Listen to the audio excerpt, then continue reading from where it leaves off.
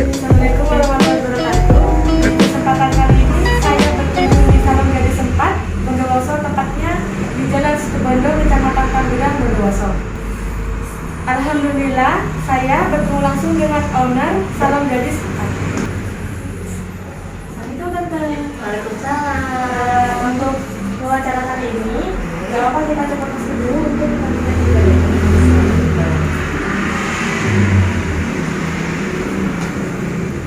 Siapa nama lengkap? Nama lengkap saya, nama panggilannya aja kali ya. Kalau nama lengkap kayaknya panjang. Nama saya Gadis aslinya. Begitu. Riwayat pendidikannya? Sampai SMA saja.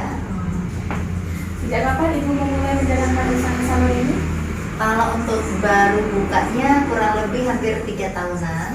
Cuman untuk mengawali pembelajarannya di salon itu dari 2008. Jadi berapa tahun ya Kak? Hampir berapa nih? Jadi beberapa tahun tuh? Iya. Berapa tahun coba?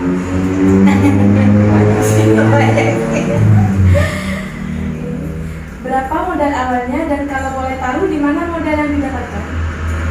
Kalau untuk modal pasti dari ini apa namanya bukan dari tabungan saja, kita ada pinjaman dasi, jadi harus memberanikan diri untuk itu.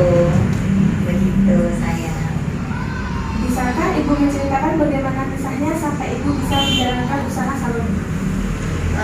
Panjang sih sebenarnya, cuma pada saat itu setelah lulus sekolah SMA ya, tepatnya di SMK. Saya lulus SMK, setelah itu langsung disekolahkan di kecantikan, yaitu di Joni Andrean. Sertifikatnya ini. Nah ini saya mulai lulus SMA dari 2007, saya kursus sampai 2008 dan alhamdulillahnya lulus. Dan saya lama-kelamaan bantu orang tua yang memang sudah dasarnya udah memang buka salon mulai saya SD, sebenarnya begitu ya, gitu kan. Berapa karyawan? Karyawan alhamdulillah untuk pribadi saya di sini Salon Gadis 4 karyawannya ada 4 orang. Berapa pendapatan Ibu per bulan?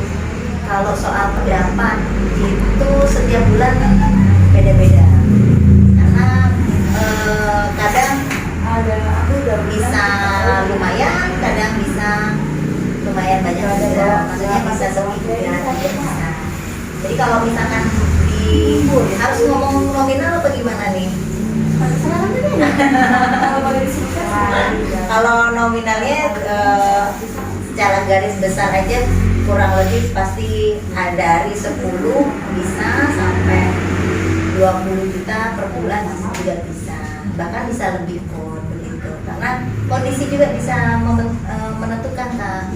Karena mungkin kayak lebaran, tahun baru, karena kan orang pengen penampilan berbeda nih, jadi di saat-saat tertentu sama juga rame.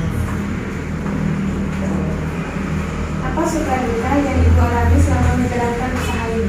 Suka dukanya apa ya, suka dukanya? Kalau sukanya sih alhamdulillah kita selalu bertemu dengan bergantian orang dan melayani sampai mereka pun puas.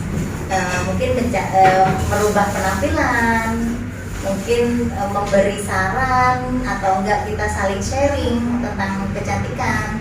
Tapi kecantikan itu juga bukan hanya dari wanita saja, bahkan pria pun butuh itu tentang perawatan dirinya sendiri juga. Terus kalau soal duka, insya Allah nggak ada, cuma ada satu yang bisa dipelorkan ya.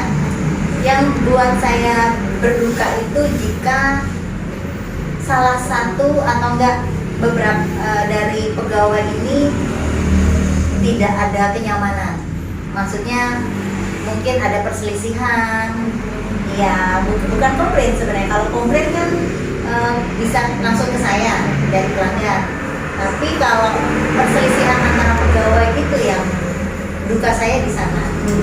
Jadi kalau soal kongres kita masih ada garansi, karena kita berani bertanggung jawab untuk garansi itu. Jadi untuk bertanggung jawab untuk komplainnya itu. Tapi kalau misalkan kayak perselisihan antara pegawai, ini yang saya sulit, yang sangat sulit sekali. Begitu. Setelah sukses nanti, apakah masih ada rencana ke depan itu? Rencana kedepannya, kalau impian banyak kali ya. Jadi yang namanya buka cabang ya alhamdulillah ini kan sudah keempat. Kalau memang ada kesempatan dan izin Maha Kuasa juga bisa buka cabang lagi.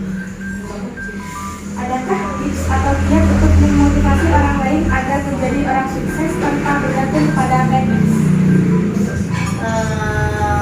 Sebenarnya nggak ada bedanya sayang antara wira swasta sama PNS.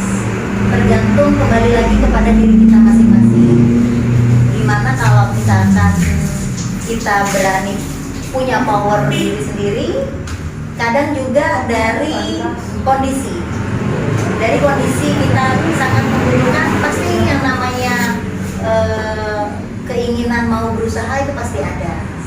Jadi bukan karena saya wira swasta lebih baik dari PNS atau enggak, sebaliknya itu kembali lagi pada kita sendiri, kepada orangnya lagi. Jadi kalau soal motivasi harus tetap semangat, tetap jaga kesehatan yang paling penting, karena semua tentang kesehatan itu semua akan berjalan dengan baik sesuai dengan apa yang kita ingin cita-citakan. Dari situ sih sebenarnya. Terus kalau bisa juga untuk motivasinya pada anak-anak muda ini, jangan mau atau enggak jangan pernah gengsi ya. Jadi walaupun kita punya ilmu banyak atau sedikit, itu jangan pernah gengsi. Terus jangan pernah malu untuk memfloor atau enggak karya-karya, misalkan punya karya apa, kreativitas atau enggak kita punya skill apa, silakan kita saling sharing sama teman. Dan jangan juga gengsi antara karena kita lebih tua atau enggak kita lebih muda, terus kita nggak mau saling sharing, jangan seperti itu. Jadi tetap percaya diri juga dan tetap bertanggung jawab dan bulat. Begitu Kak. Oke, terima kasih waktunya Tante. Iya. Nah, dari obrolan ini banyak sekali informasi atau motivasi yang bisa saya dapatkan untuk diri saya sendiri dan bisa saya share kepada teman-teman di sekolah. Terima kasih Tante Dewi sudah meluangkan waktunya untuk kita. Nanti lain waktu bisa ya